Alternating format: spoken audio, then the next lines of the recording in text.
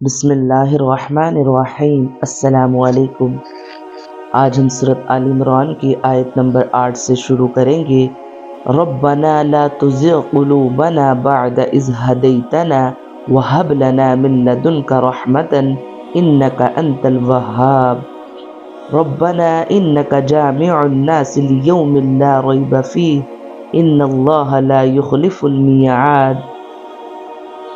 اے ہمارے رب، ہمیں ہدایت دینے کے بعد ہمارے دل ٹیڑھے نہ کر دے اور ہمیں اپنے پاس سے رحمت عطا فرما، یقیناً تو ہی بہت بڑی عطا دینے والا ہے۔ اے ہمارے رب، تو یقیناً لوگوں کو ایک دن جمع کرنے والا ہے جس کے آنے میں کوئی شک نہیں، یقیناً اللہ تعالیٰ وعدہ خلافی نہیں کرتا۔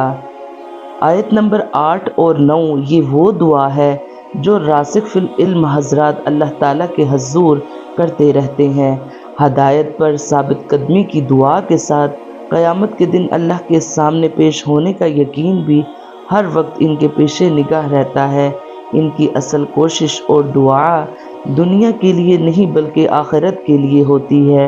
ام سلمہ رضی اللہ عنہا سے روایت ہے کہ رسول اللہ صلی اللہ علیہ وآلہ وسلم اکثر یہ دعا کیا کرتے تھے، یا مقلب القلوب ثبت قلبی علی دینک، اے دلوں کو پھیرنے والے میرے دل کو اپنے دین پر ثابت قدم رکھ۔ ان الذین کفروا لن تغنی عنہم اموالہم ولا اولادہم من اللہ شیئا واولئک هم وقود النار کدأب آل فرعون والذین من قبلہم کذبوا بآیاتنا فأخذهم اللہ بذنوبہم واللہ شدید العقاب۔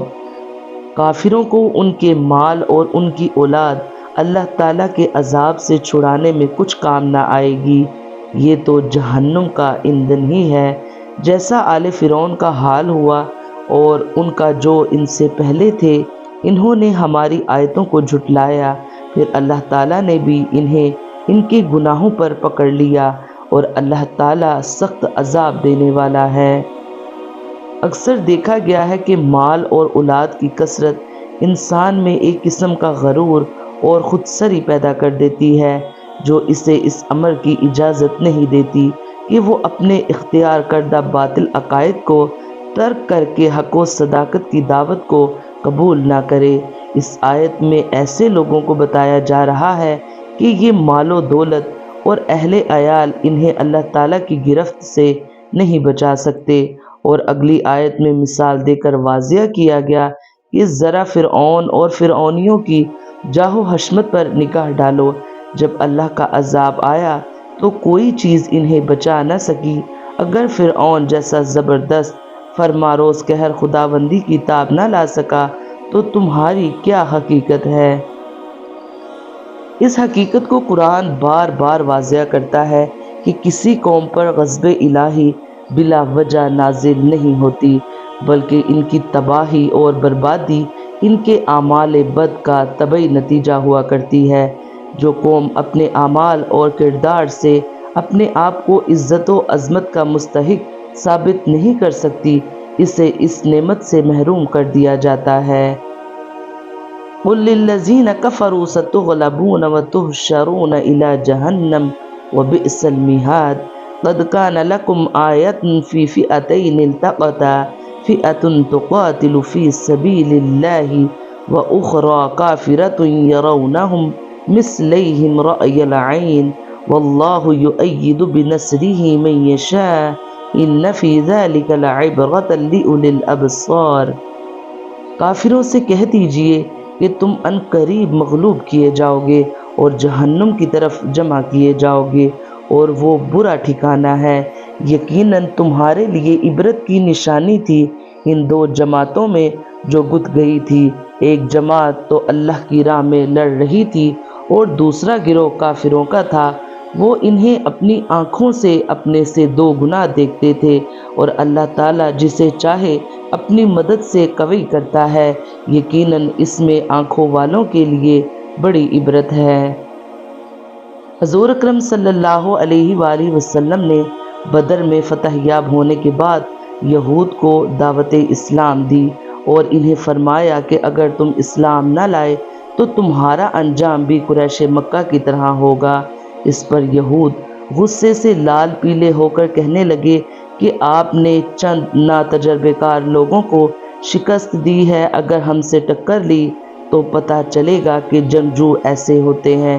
ان کی اس گستاخانہ گفتگو کے جواب میں یہ آیت نازل ہوئی اور اللہ تعالیٰ نے اپنے محبوب کو حکم دیا کہ وہ یہود کی شکست اور رسوائی کا اعلان فرما دیں۔ پیچھے یہ پیش گوئی کی گئی تھی کہ کفار مسلمانوں سے مغلوب ہو گئے۔ اب اس کی ایک مثال دینے کی غرض سے جنگ بدر کی طرف اشارہ کیا گیا ہے، جس میں کافروں کا لشکر 1000 مسلح لوگوں پر مشتمل تھا اور مسلمانوں کی تعداد کل 313 تھی۔ کافر کھلی آنکھوں دیکھ رہے تھے کہ ان کی تعداد کہیں زیادہ ہے، لیکن اللہ تعالیٰ نے مسلمانوں کی مدد فرمائی اور کافروں کو شکست فاش کا سامنا کرنا پڑا۔ زُيِّنَ لِلنَّاسِ حُبُّ الشَّهَوَاتِ مِنَ النِّسَاءِ وَالْبَنِينَ وَالْقَنَاطِرِ الْمُقَنطَرَةِ مِنَ الذَّهَبِ وَالْفِضَّةِ وَالْخَيْلِ الْمُصَوَّمَةِ وَالْأَنْعَامِ وَالْحَرْثِ ذَلِكَ مَتَاعُ الْحَيَاةِ الدُّنْيَا وَاللَّهُ عِندَهُ حُسْنُ الْمَآبِ۔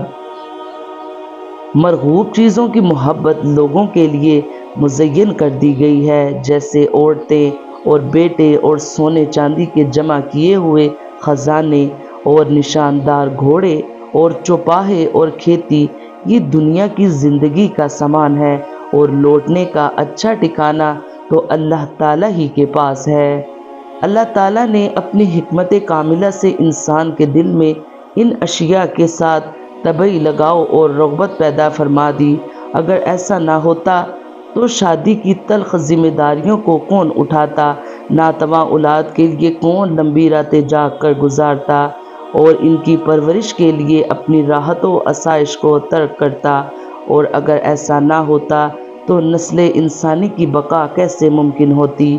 اس طرح سونے چاندی، عمدہ گھوڑوں، مویشیوں اور کھیتی باڑی کے ساتھ ملان طبع نہ ہوتا تو دنیا کی ساری رونقیں ختم ہو کر رہ جاتی، لیکن یہ سب کچھ اس لیے کہ انسان ان کے پیچھے رات دن بھاگتا رہے اور ان کی چاہت میں یوں گم ہو جائے کہ اپنے اللہ تعالیٰ کو ہی بھول جائے۔ بلکہ یہ تو چند روز زندگی کا سامان ہے، ان کو استعمال کرو، لیکن اپنے مالک سے غافل نہ ہو جاؤ۔ اللہ تعالیٰ ہمیں قرآن پڑھنے کی، نماز پڑھنے کی، اس پر عمل کرنے کی اور اس کو سمجھنے کی توفیق عطا فرمائے۔ آمین یا رب العالمین۔